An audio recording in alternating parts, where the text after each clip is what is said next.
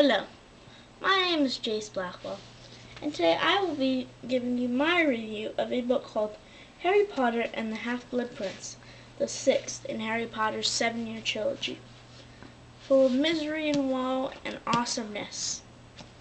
Please bear with me.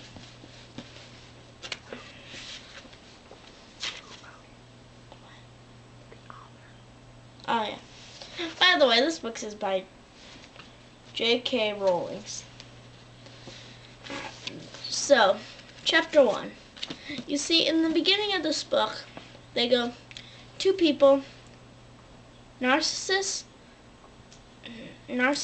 Black, the wife of Harry's archenemy at school, Draco Malfoy, the mother, and Bellatrix Lestrange, the murderer of Harry's godfather, Sirius Black, meets Severus Snape, the soon-to-be Dumbledore's killer.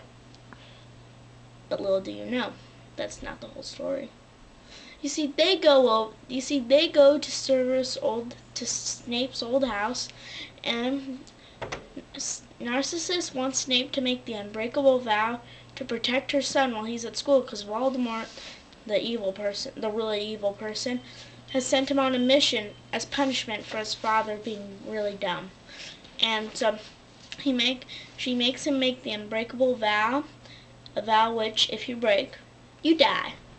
Heck of a vow, ain't it? Thank you. Now Harry gets some time, to talk.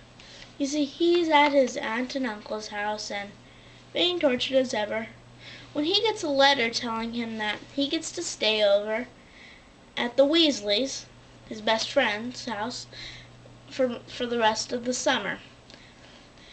And you see, so Dumbledore takes him, but they're making one detour. You see, every year they get a new Defense Against the Dark Arts teacher. Everyone's dead or something like that. Everyone gets murdered or something like that. And then you see, it's Professor Horace Slughorn.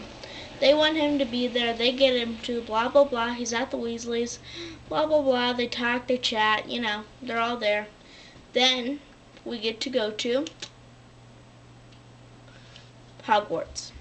You see, this year Harry will take some private classes with Dumbledore, in which he will learn about Voldemort's past, as his real name, Tom Riddle Jr., I think.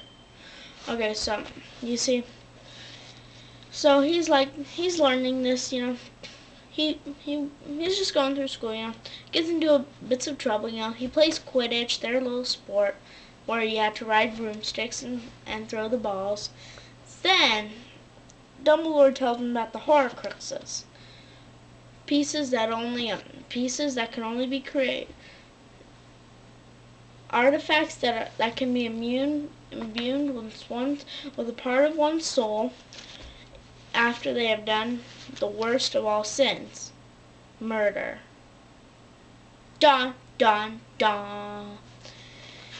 And so yes, and then Dumbledore and Harry go to the Horcrux cave where they're looking for Salazar Slytherin's locket, the founder of Slytherin House, the Snake House.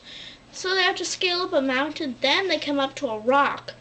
Dumbledore pulls out a knife and he cuts himself. Apparently, the only way to get the rock to open is to rub blood against it. Then this is what happens.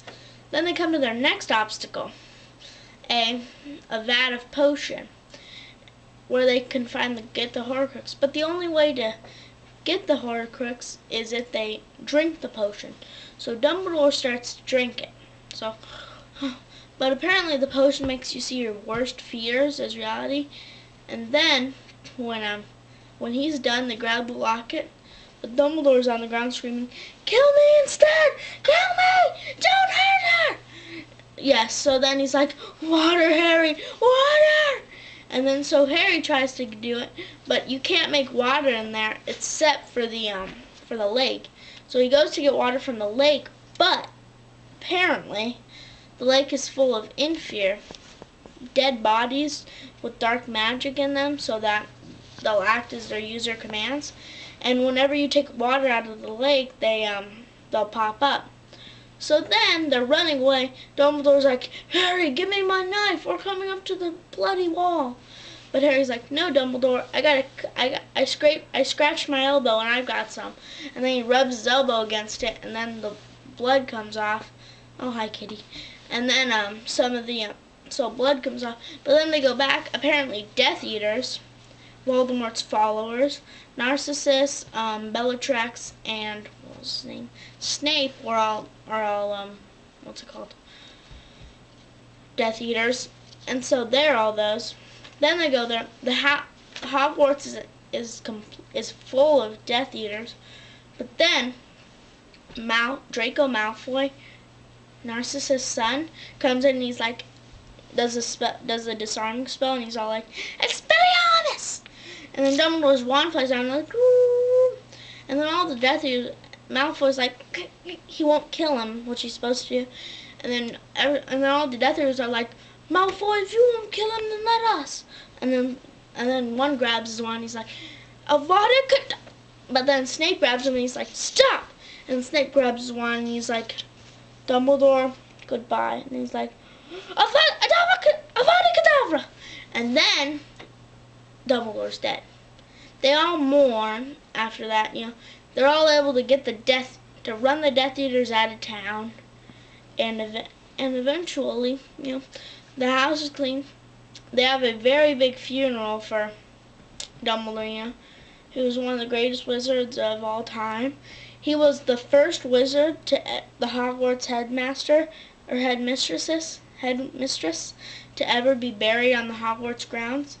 But as Rubeus Hagrid said, and no headmaster or headmistress had ever done more for the school. And then basically they mourn, and Harry goes back to his aunt and uncles, the Dursleys, and then they end the book. Thank you for your time, and remember, this has been Jace Blackwell on Harry Potter and the Half-Blood Prince. Sayonara.